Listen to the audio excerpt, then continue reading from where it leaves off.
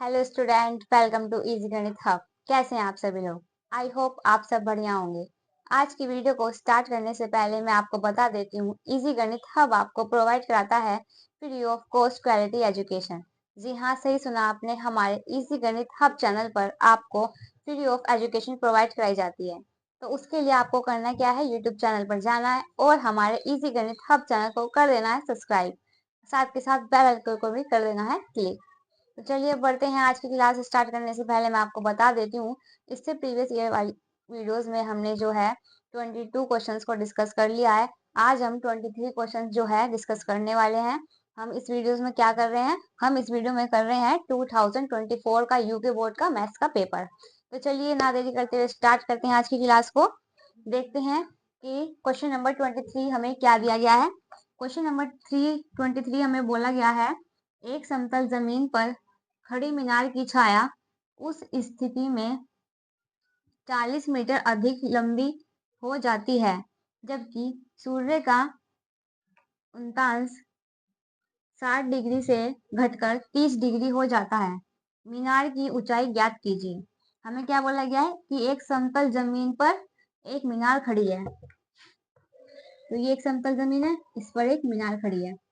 तो क्या बोला गया है, उस स्थिति में 40 मीटर अधिक लंबी हो जाती है जबकि सूर्यकांत 60 डिग्री से घटकर, तो पहले कितना एंगल बनता है, पहले 60 डिग्री का एंगल बनता है, उसके बाद 60 डिग्री से घटकर 30 हो जाती है। तो ये 60 डिग्री से घटकर कितनी हो गई, 30 हो गई। और तो ये क्या हो गई, ये हो गई ऊंचाई h। ठीक है, और ये हमें फाइंड करनी है x, और ये हमें दी गई है, कितनी दी गई है, 40 मीटर अधिक है। इससे ये अधिक है ना, तो ये 40 मीटर हमें गिवन है। ठीक है, अब इसको पॉइंट मान लेते हैं A, B, C and D। तो हमें पूछा क्या है कि मीनार की ऊंचाई ज्ञात कीजिए। हमें इसकी जो ऊंचाई है उसको फाइंड करना है। ठीक है, जो ये क्वेश्चन इंग्लिश में है वो मैंने क्या करा है, जो इसका पेपर है इंग्लिश में भी, जो हिंदी और इंग्लिश दोनों में लिखा हुआ है, पेपर को मैंने डिस्क्रिप्शन में ऐड कर दिया है। आप पेपर को वहां से देख सकते हैं। क्वेश्चंस भी इंग्लिश वाले जो बच्चे हैं उसको वहां से देख सकते हैं, और सॉल्यूशन जो मैं करा रही हूँ वो आप देख लीजिए। तो चलिए अब इसको सोल्व करते हैं। सबसे पहले हम क्या लेंगे, त्रिभुज ए बी सी में ये और ये, पहले हम इस वाले एंगल को फाइंड करेंगे। त्रिभुज ए बी सी में, तो त्रिभुज ए बी सी है कितना, ए बी जो है ए बी अपॉन में बी सी, ये क्या है, लंब बटे आधार। लंब बटे आधार किसका साइन वो होता है, लंब बटे आधार किसका फॉर्मूला होता है, ये होता है tan का। और हमें एंगल कितना दिया है, 60। ठीक है, तो ए बी कितना है, ए बी है h और बी सी कितना है x, इजिकल टू tan 16 की वैल्यू कितनी होती है, √3। तो h इजिकल टू, क्योंकि हमें h ही फाइंड करनी है तो हम यहाँ से h की वैल्यू ले लेते हैं √3, इसको मल्टीप्लाई में जाऊंगी तो ये x हो जाएगा। यहाँ पर मुझे h की वैल्यू मिल गई। अब क्या करना है, अभी ए बी सी ये निकाला है मैंने, अब ए बी डी इस पूरे एंगल को निकाल लूंगी, ये 60 वाला। तो त्रिभुज A B C, A B D, A B D में तो क्या करेंगे, सिंपली ए बी अपॉन इस पूरे एंगल को ले लेंगे, डी बी को। ये कितने डिग्री का एंगल है, tan 30। tan क्यों लिया है, लंब बटे आधार, तो ये tan होता है। ए बी कितना है, ए बी है h और बी डी कितना है 14 प्लस के x। ठीक है, इस पूरे डिजिट को लूंगी तो इजिकल टू tan 13 की वैल्यू कितनी होती है, 1/√3। ये वैल्यूज आपको 13 पे कितनी होती है, 45 पे कितनी होती है, 16 पे कितनी होती है, ये याद होनी चाहिए, tan cot sin इन सब की। ठीक है, ये एग्जाम में आपकी बहुत हेल्प करेगी। तो चलिए अब क्या करेंगे, हम क्रॉस मल्टीप्लाई करेंगे। ये कितना हो जाएगा, हो जाएगा h√3। अब यहाँ पर h की वैल्यू जो थी हमने यहाँ से फाइंड कर ली थी, तो h की वैल्यू को हम यहाँ लिख देंगे, कितना है √3x और ये √3। तो √3 से √3 कैंसिल हो जाएगा, तो ये 3 आ जाएगा, 3x आ गया। ठीक है, और जो ये x है इसको ये पॉजिटिव है, राइट साइड जाके क्या हो जाएगा, माइनस हो जाएगा x। ये क्या हो जाएगा 2x। अब मुझे x की वैल्यू चाहिए, तो x कितना आ गया, x आ गया 20। ठीक है, x की वैल्यू यहाँ से फाइंड हो गई। अब ये x आ गया, हमें निकालना क्या है, हमें निकालनी है हाइट मतलब ऊंचाई। तो हम सिंपली क्या करेंगे, इस h में x की वैल्यू फाइंड हो गई ना, तो अब यहाँ पर इसको आप नोट डाउन कर लीजिए, या चलो मैं यहीं पर कर देती हूँ। h आ जाएगा 20√3। ठीक है, तो हाइट हमारी कितनी निकल गई, 20√3 की हाइट हो जाएगी। आई होप आपको क्वेश्चन जो है क्लियर होगा। ठीक है, सिंपली हमें करना क्या होता है, जो जो क्वेश्चंस में हमें कंडीशंस गिवन होती है हम उनको सिंपली लर्न करते हैं, पढ़ते हैं, समझते हैं और फिर हम उसको सिंपली सॉल्व कर देते हैं, जो चीज हमारे से पूछी जाती है। ठीक है, चलिए बढ़ते हैं नेक्स्ट क्वेश्चन पर। क्वेश्चन नंबर 24 हमें क्या दिया गया है।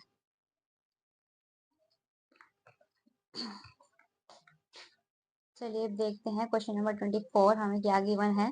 क्वेश्चन नंबर 24 हमें दिया गया है 5 सेंटीमीटर त्रिज्या के एक वृत्त की 8 सेंटीमीटर लंबाई एक जीवा पी क्यू है।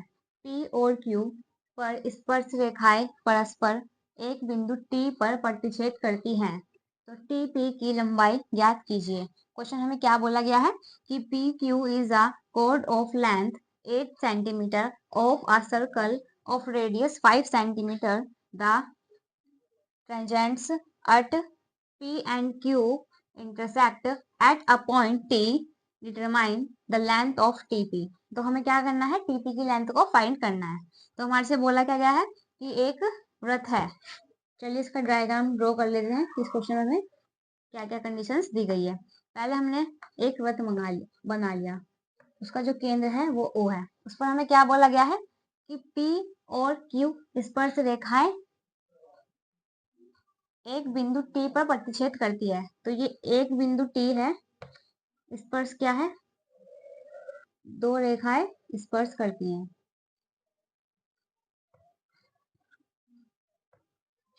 ठीक है, ये हो गया बिंदु T। कौन कौन सी रेखाएं हैं, P और Q। तो ये हो गया P और ये हो गया Q। ठीक है, ये क्या हो गई, ये हो गई इसकी त्रिज्या R। और इस पर क्या बनाया गया है, एक जीवा P और Q है। P और Q एक जीवा है, तो ये क्या हो गई, ये जीवा हो गई P और Q। R हमें कितनी दी गई है, R हमें दिया गया है 5 सेंटीमीटर। ठीक है, जो R है 5 सेंटीमीटर हो गया। और ये पूरी जो जीवा हमें दी गई है, क्या बोला गया क्वेश्चन में कि वृत्त की 8 सेंटीमीटर लंबी एक जीवा PQ है। ये कितनी है, ये है 8 सेंटीमीटर। ठीक है, आज हमें फाइंड क्या करना है, हमें फाइंड करना है लेंथ ऑफ टीपी। तो टीपी हम जब भी फाइंड कर पाएंगे तब हम इस वाले पूरे एंगल को फाइंड कर लेंगे। तो जो ये जीवा दी है, हमें कोड दिया गया है कि 8 सेंटीमीटर है, ये पूरी 8 है, तो ये हाफ कितनी हो जाएगी, ये 4 सेंटीमीटर हो जाएगी। ठीक है, तो ये क्या हो गया, ये एक 90 डिग्री का एंगल हो गया। तो इसको भी एक पॉइंट मान लेते हैं, मान लिया R। ठीक है, तो हमें क्या बोल रखा है, पी आर ओ जो है ये कितना है, ये 4 सेंटीमीटर है और ये कितना है, ये 5 सेंटीमीटर है। तो जो ओ आर है पहले हम उसको फाइंड कर लेते हैं, फिर इसके थ्रू हम क्या करेंगे, टी और पी को इजीली फाइंड कर पाएंगे। तो चलिए सोल्व करते हैं आंसर को। सबसे पहले हम क्या करेंगे, बुझ पी पी आर ओ में, तो क्या करूंगी मैं, इसमें पाइथागोरस प्रमेय निकाल लूंगी, तो मुझे ओ आर की वैल्यू मिल जाएगी। ठीक है, तो पी आर ओ, पाइथागोरस प्रमेय क्या होती है, पाइथागोरस प्रमेय होती है कर्ण का स्क्वायर इज इक्वल टू आधार का स्क्वायर प्लस लंब का स्क्वायर। तो कर्ण कितना है, ये कर्ण कितना है 5 का स्क्वायर आधार कितना है RO, जो कि हमें फाइंड करना है OR, प्लस लंब कितना है ये 4 सेंटीमीटर, तो 4 का स्क्वायर, ये हो जाएगा 25 is equal to OR plus 16, तो ये 25, इसको मैं लेफ्ट हैंड साइड लाऊंगी, माइनस का हो जाएगा OR, तो OR कितना हो जाएगा 9, कितना आ जाएगा, ये आ जाएगा 9। अब ये OR इसका स्क्वायर है तो मैं इसको रूट बना देती हूँ, तो ये OR जो है ये कितना आ जाएगा, ये आ जाएगा 3। ठीक है, तो OR कितना आ गया, OR जो हमारा है वो आ गया 3। अब हमें सिंपली क्या करना है, अब हमें, क्योंकि हमें पता है जो TRP है, TRP वो समांतर है किसके, TRP समांतर है PRO के। ठीक है, तो ये क्या हो जाएंगे, समांतर हो जाएंगे, तो ये क्या हो जाएगा TP अपॉन में PO बराबर हो जाएंगे किसके, RP अपॉन में RO के। ठीक है, हमें सिंपली क्या करना है, TP की वैल्यू फाइंड करनी है, तो TP इधर कर दीजिए, तो जो TP होगा उसको तो हमने फाइंड करना ही है, और जो PO है, P और O, PO कितना है, PO 5 है, इजिकल टू RP, R और P, RP 4 है अपॉन में RO जो भी हमने फाइंड किया है, RO कितना है 3 है, तो सिंपली क्रॉस मल्टीप्लाई कर दो, आंसर आ जाएगा। TP जो है वो 5 4 जा 20 अपॉन 3, फिर कितना जाएगा 20 अपॉन 3। ठीक है, तो सिंपली जो हमारा TP है वो फाइंड हो चुका है। TP कितना आया है, TP आया है 20 अपॉन 3। ठीक है, आई होप आपको क्वेश्चन क्लियर होगा। मैंने सबसे पहले क्या किया, जो हमें एक जीवा दी गई थी उस पर एंगल बन रहा था 90 डिग्री का, जो कि PRO, उसको मैंने एक नाम दे दिया था पॉइंट R। ठीक है, तो हमने क्या करा, सबसे पहले इसी पॉइंट को फाइंड कर लिया OR, क्योंकि हमें क्या फाइंड करना था, T और P की लंबाई हमें ज्ञात करनी थी, तो इसलिए हमने सबसे पहले इस वाले पॉइंट को निकाल लिया। उसके लिए मैंने क्या करा, मुझे दो चीज गिवन थी, कर्ण और लंब, तो मैंने क्या करा, पाइथागोरस का यूज करके जो पॉइंट R और O है उसकी वैल्यू को फाइंड कर लिया। फिर मुझे पता है कि जो TRP है वो क्या है, समांतर है PRO के, जो ये वाला एंगल है इसके समांतर है ना, तो उसमें क्या करते हैं हम, हमें पता है कि समांतर है तो TP हो जाएगा अपॉन PO हो जाएगा, और जो डिजिट है इनको हम एज इट इज लिख देंगे। फिर हमें जिसकी वैल्यूज गिवन थी हमने ये फाइंड कर लिया था एंगल, तो सिंपली क्या करा, मैंने वैल्यूज को पुट कर दिया और जो TP की वैल्यू थी वो फाइंड हो गई है। ठीक है, आई होप क्वेश्चन क्लियर होगा। चलिए अब देखते हैं क्वेश्चन नंबर 25 हमें क्या गिवन है। चलिए अब देखते हैं क्वेश्चन नंबर 25 हमें क्या दिया गया है। क्वेश्चन नंबर 25 बोला गया है 150 सेंटीमीटर लंबाई वाला एक लड़का बल्ब लगे एक खंबे के आधार से परे 1.2 मीटर सेकंड की चाल से चल रहा है। यदि बल्ब भूमि से 4.5 मीटर की ऊंचाई पर है तो 4 सेकंड बाद उस लड़के की छाया की लंबाई ज्ञात कीजिए। जो हमने 25 क्वेश्चन किया अभी, ये उसका अथवा करके एक और क्वेश्चन दिया गया है। ये भी सेम एज इट इज जैसे हमने इससे पहले वाला क्वेश्चन किया है वही अप्रोच इसमें यूज होनी है। ठीक है, तो क्या बोला गया है, 150 सेंटीमीटर लंबाई वाला एक लड़का बल्ब लगे खंबे के आधार से परे इतना मीटर सेकंड की चाल से चल रहा है। तो डायग्राम ड्रॉ करते हैं पहले। मान लो ये खंबा है, ठीक है, और यहाँ पर एक लड़का खड़ा हुआ है। ठीक है, और जो ये लड़का है ये कितने दूर खड़ा है, 150 सेंटीमीटर। ठीक है, 150 centimetre. Point A B C D और E।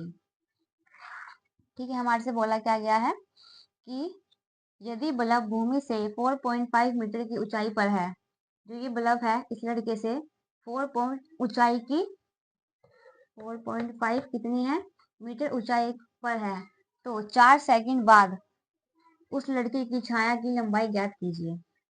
तो इस बल्ब से कितनी दूर पर है लड़का, तो ये इसको मान लेंगे, इसको हमें फाइंड करना है तो इसको मान लेंगे हम x। और ये क्या है, ये है दूरी। ठीक है, ये है दूरी। तो दूरी क्या होती है, दूरी क्या होती है, दूरी होती है, दूरी इज इक्वल टू चाल गुणा समय। ठीक है, ये फॉर्मूला होता है दूरी का कि चाल गुणा समय होती है हमारी दूरी। तो उसके बाद हमें फाइंड क्या करना है कि लड़के की छाया लंबाई ज्ञात कीजिए। तो चलिए सबसे पहले हम क्या करते हैं, हम दूरी को फाइंड कर लेते हैं कि दूरी क्या होती है, दूरी होती है चाल गुणा समय। तो हमें चाल कितनी दी गई है, चाल दी गई है 1.25 गुणा समय कितना दिया गया है 4 सेकंड। तो ये कितना हो जाएगा 1.25 है ना, हाँ। तो 4/8 जो है हमारी दूरी आ जाएगी 4.8 मीटर। अब देखिए यहाँ पर जो जो हमें डिजिट्स हैं वो metre second metre second metre second में गिवन है, और जो ये इस लड़की की लंबाई है ये सेंटीमीटर में है।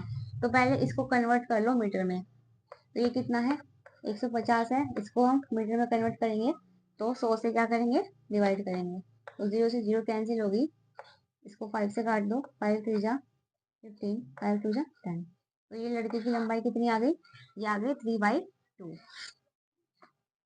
चलिए अब इसको आंसर को सोल्व करते हैं। अब हमारे पास सारी चीज आ गई। ठीक है, तो चलिए अब हमने दूरी को फाइंड कर लिया है, अब इसको सोल्व करते हैं। तो सोल्व कैसे करेंगे कि जो ये ए बी ई है, क्योंकि ए बी ई जो है वो क्या है समरूप है, ए बी ई किसके समरूप है, सी डी ई के, सी डी ई के। जो ये एंगल है ये इसके इक्वल दिख रहा है ना आपको, तो ये समरूप हो गया। और समरूप जब एंगल होता है तो क्या होता है, जो ये पॉइंट होगा ये किसके होगा, ये पॉइंट इसके इक्वल होगा। तो इसको कैसे सोल्व करेंगे, जो ए बी है वो इक्वल होगा सी डी के। जो ए बी है वो क्या होगा अपॉन में सी डी होगा, इसके बराबर होगा। जो ए बी है उसका पॉइंट कितना है, ये है बी ई अपॉन ये कितना हो जाएगा डी ई। ठीक है, अब सिंपली हमें क्या करना है, हमें पता चल गया कि जो एंगल ए बी ई है वो समरूप है किसके, सी डी ई के। ये वाला एंगल जो है, ये वाला एंगल इसके समरूप है। तो हमें पता है कि जब एंगल समरूप होते हैं तो क्या करते हैं, ये एंगल और ये एंगल क्या हो जाएगा, समान हो जाएगा। तो मैंने सिंपली एंगल्स को समान कर लिया। अब मुझे क्या करना है, सिंपली इनकी वैल्यूज को पुट कर देना है। ए बी कितना है, ए बी है 4.5 और सी डी कितना है, ये लड़के की लंबाई कितना है, ये 3/2 is equal to B E. B E कितना है, बी ई है 4.8 प्लस के एक्स अपॉन में डी ई। डी ई कितना है, ये सिंपली है एक्स। अब ये अपॉन वाली डिजिट किस में आ जाएगी, इसके मल्टीप्लाई में आ जाएगी। तो ये कितना हो जाएगा, ये हो जाएगा 4.5 multiply 2 upon 3 is equal to 4.8 plus x upon x. ये कितना हो जाएगा, ये हो जाएगा 4 दूनी 8 और एक ये 9 हो जाएगा, 9/3 is equal to 4.8 plus x upon x.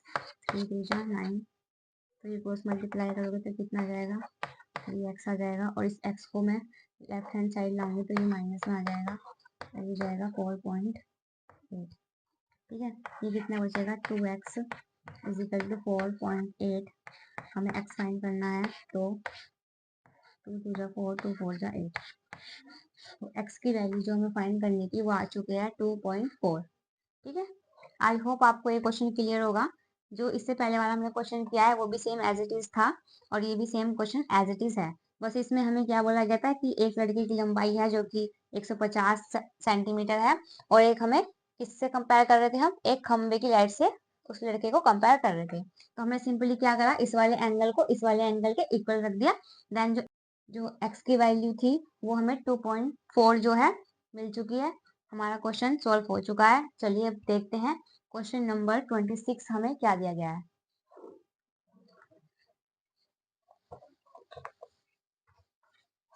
अब देखते हैं क्वेश्चन नंबर 25 हमें क्या दिया गया है। क्वेश्चन नंबर 25 बोला गया है, एक त्रिभुज ए बी सी की भुजाएं बी सी पर बिंदु डी इस प्रकार स्थित है कि त्रिभुज ए बी सी जो कि बराबर है बी ए सी है, तो दर्शाइए कि C A square is equal to C B dot C D है। हमें क्या बोल रहा है क्वेश्चन में?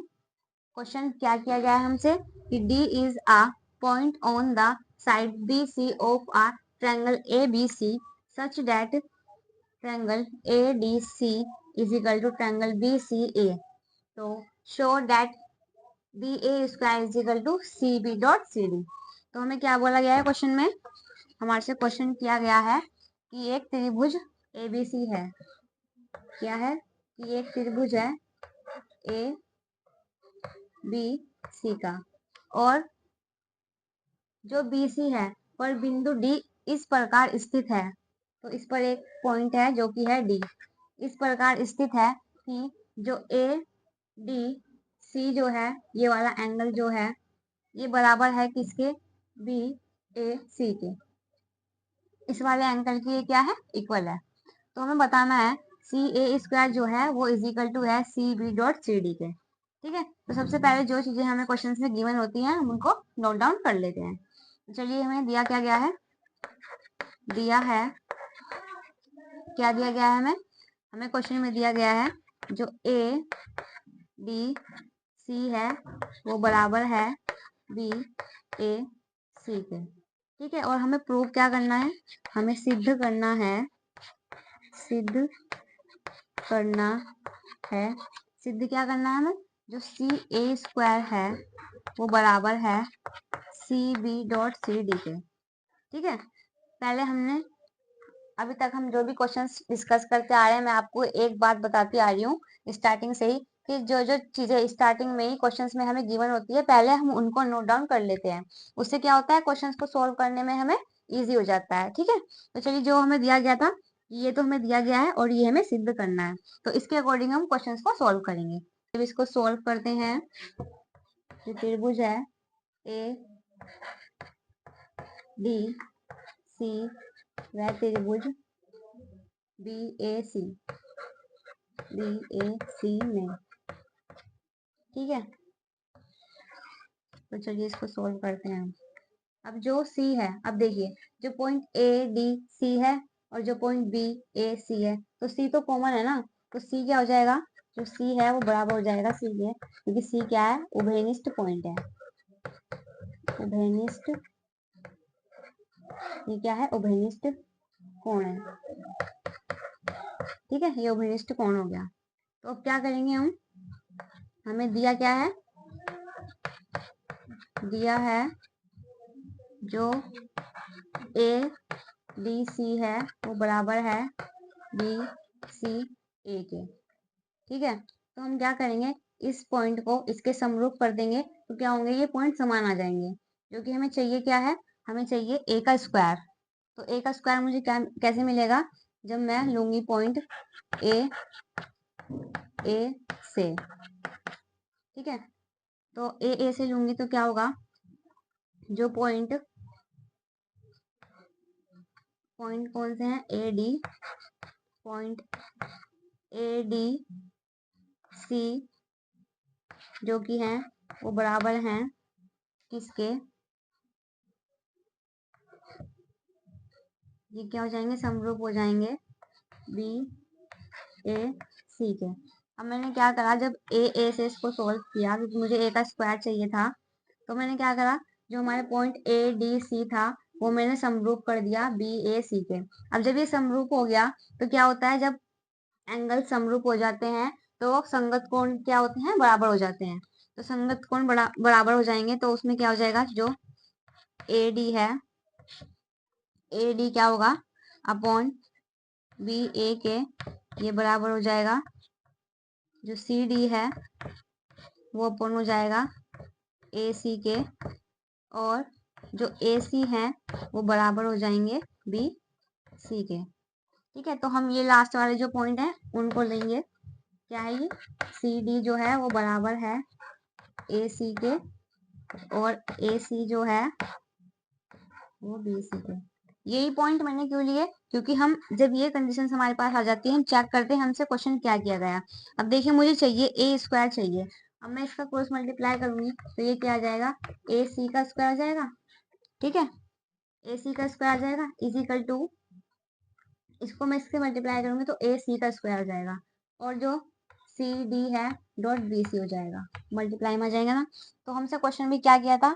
हमारे से क्वेश्चन भी यही बोला गया था जो AC है उसका स्क्वायर है is equal to CB dot CD है। तो यही हमें प्रूव करना था जो कि हमें मिल चुका है। ठीक है, क्वेश्चन भी हमें यही बोला गया था। ये जो अल्फाबेट्स हैं वो आगे पीछे हो जाएंगे, उससे कोई फर्क नहीं पड़ता है क्योंकि हमारे से बोला ये गया था कि CA का square is equal to CB dot CD। ठीक है, अल्फाबेट्स आगे पीछे जाएंगे उससे कोई फर्क नहीं पड़ेगा, बट क्या है जो हमें क्वेश्चंस में कंडीशंस हमारे से बोली गई है इसको प्रूव कीजिए, हमें वो प्रूव करके दिखानी है। ठीक है, आई होप ये क्वेश्चन आपको क्लियर होगा। इसमें कुछ क्वेश्चंस में कुछ नहीं था, बस एक त्रिभुज बनाना था जिस पर हमें एक पॉइंट दिया गया है D और हमें एंगल्स दी थे कि जो ADC है वो इक्वल है BAC के। देन हमने इसको इक्वल रखे। समरूप बनाने के बाद हमने क्या करा? हमें पता है जब एंगल समरूप कंडीशंस में हो जाते हैं तो उनके जो संगत कोण है वो समान हो जाते हैं। तो मैंने कंडीशंस को सोल्व किया और जो हमारे से कंडीशन पूछी गई थी कि इसको हैंस प्रूव कीजिए, हमने उसको हैंस प्रूव कर दिया है। चलिए अब देखते हैं क्वेश्चन नंबर 26 हमें क्या दिया गया है।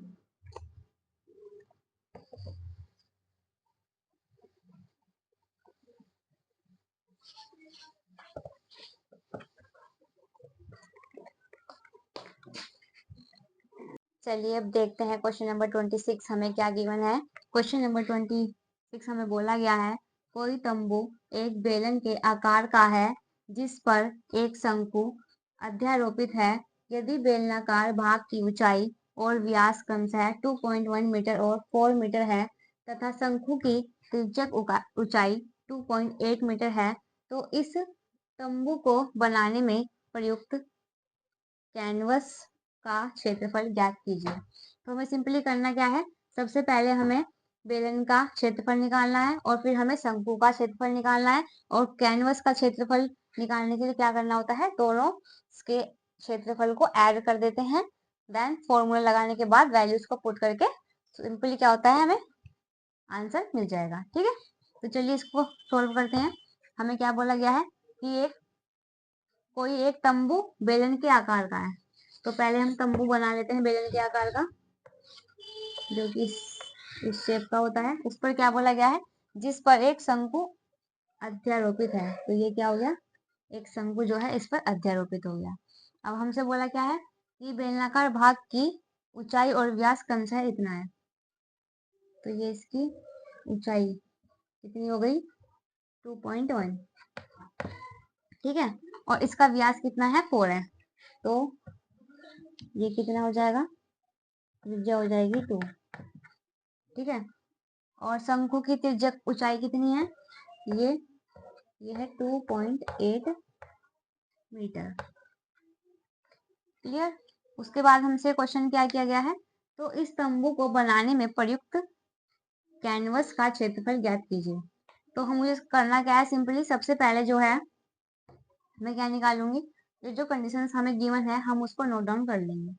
ठीक है, चलो सोल्व करते हैं इसको। तो दिया क्या है? दिया है पहले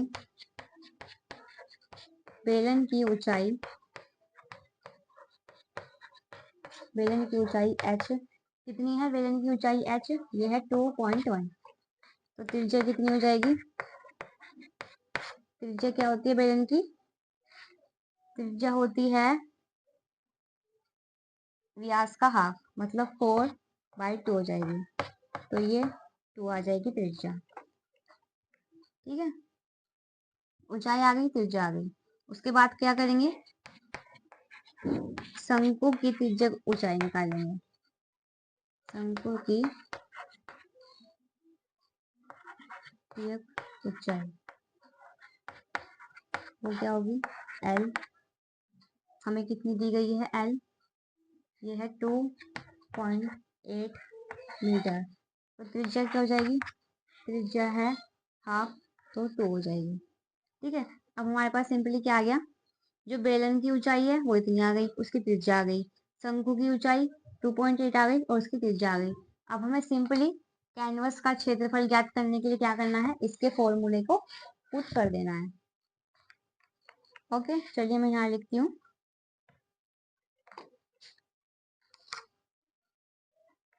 या मैं इस डायग्राम को मैं रफ कर देती हूँ, आप नोट डाउन कर लीजिए। इस डायग्राम को आप नोट डाउन कर लीजिए, मैं इसको रफ कर देती हूँ।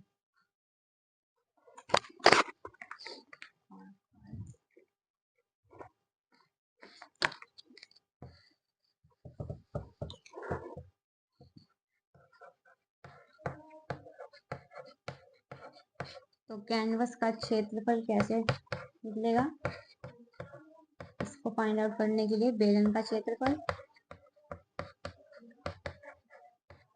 बेलन का क्षेत्रफल प्लस के शंकु का क्षेत्रफल। ठीक है, तो बेलन का क्षेत्रफल क्या होता है फॉर्मूला, बेलन का क्षेत्रफल होता है 2 पाई आर एच प्लस के शंकु का क्षेत्रफल क्या होता है पाई आर एल। अब मुझे क्या करना है, सिंपली इनकी वैल्यूज को पुट कर दे। तो ये क्या है, कैनवस का क्षेत्रफल क्या होता है, बेलन का क्षेत्रफल प्लस शंकु का क्षेत्रफल। ठीक है, तो बेलन का क्षेत्रफल क्या होता है 2 पाई आर एच प्लस शंकु का क्षेत्रफल क्या होता है पाई आर एल। अब हमें क्या है पाई आर क्या है कॉमन है, तो मैं क्या करूंगी, जो पाई आर है उसको मैं कॉमन ले लूंगी और अंदर क्या बचा 2 एच प्लस के एल। पाई की वैल्यू क्या होती है 22/7 और आर की वैल्यू क्या हो जाएगी, आर की वैल्यू हो जाएगी 2 और 2 मल्टीप्लाई एच कितना है, एच है 2.1 प्लस एल कितना है 2.8।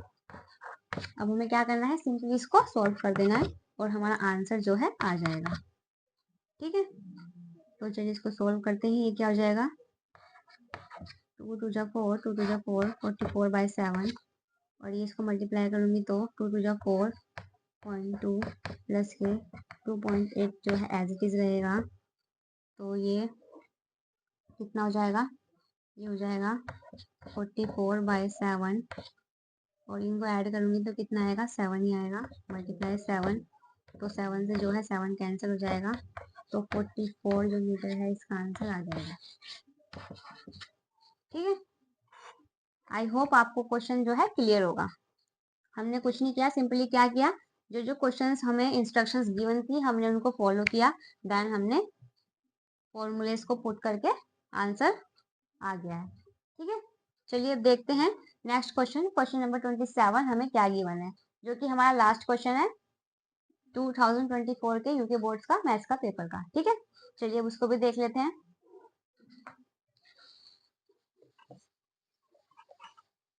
देखते हैं क्वेश्चन नंबर 27 जो कि लास्ट क्वेश्चन है हमारे इस पेपर का। देखते हैं हमें क्या दिया गया है। क्वेश्चन नंबर 27 हमें दिया गया है find the mean of the following data. क्या बोला गया है, हमें एक वर्ग अंतराल दिया गया है, मतलब क्लास इंटरवल और फ्रीक्वेंसी दी गई है। तो हमें क्या बोला गया है कि हमें फाइंड करना है मीन। तो मीन फाइंड करना है तो आप कोई सी भी विधि को मेथड्स को यूज कर सकते हैं। ठीक है, तो मैंने यहाँ पर ब्लैक बोर्ड पे जगह नहीं थी इसलिए इसको मैंने नोट डाउन कर दिया है, देन मैं इसको आपको एक्सप्लेन कर रही हूँ, आप इससे भी क्वेश्चंस को सीख जाओगे। ठीक है, तो मैंने क्या करा, पहले जो मुझे सीआई दे रखा था मतलब कि वर्ग अंतराल, वो मैंने उसको नोट डाउन कर दिया। उसके बाद हम क्या निकालते हैं फ्रीक्वेंसी, फ्रीक्वेंसी का टोटल करते हैं तो हमें एन फाइंड होता है। उसके बाद मैंने आपको बोला है कि इसके मीन फाइंड करना है तो आप कोई सा भी मेथड यूज कर सकते हैं। तो मैंने क्या करा है, मैंने प्रत्यक्ष विधि का यूज किया है, इसलिए मैंने पहले एक्स निकाला। अब एक्स क्या है, लास्ट में डिजिट है 0 0 है, तो 0 हटाने के लिए मैंने क्या करा, इसको सिंपली मल्टीप्लाई कर दिया है। इसको मैं इससे फ्रीक्वेंसी को एक्स से मल्टीप्लाई करूंगी तो 6 दूनी 12 यानी 120 आ जाएगा, 11 या 33, एक 0 लग जाएगा। तो मैंने इसको क्या करा सिंपली एफ आई एक्स आई निकालने के लिए इसको 2 से मल्टीप्लाई कर दिया। फिर मैंने क्या करा, इनका प्रत्यक्ष विधि होती है कि F I X I upon X I, तो मुझे एक्स आई का सम चाहिए था और एफ आई एक्स आई का सम चाहिए था, जो कि मैंने इनको काउंट करके निकाल लिया है। फिर मैंने प्रत्यक्ष विधि लगाई, जो कि आपको प्रत्यक्ष विधि पता होनी चाहिए कि इसका फॉर्मूला क्या होता है। देन मैंने इसमें सिंपली वैल्यूज को पुट कर दिया और सॉल्व करा, तो मुझे 3.939.71 जो है इसका आंसर मिल चुका है। ठीक है, आई होप आपको क्वेश्चन क्लियर होगा। तो चलिए इस वीडियो को यहीं पर एंड करते हैं। हमने इस वीडियो में क्या कवर किया, हमने इसमें 2024 का जो यूके बोर्ड्स का मैथ्स का पेपर है उसको कम्प्लीटली सॉल्व कर लिया है।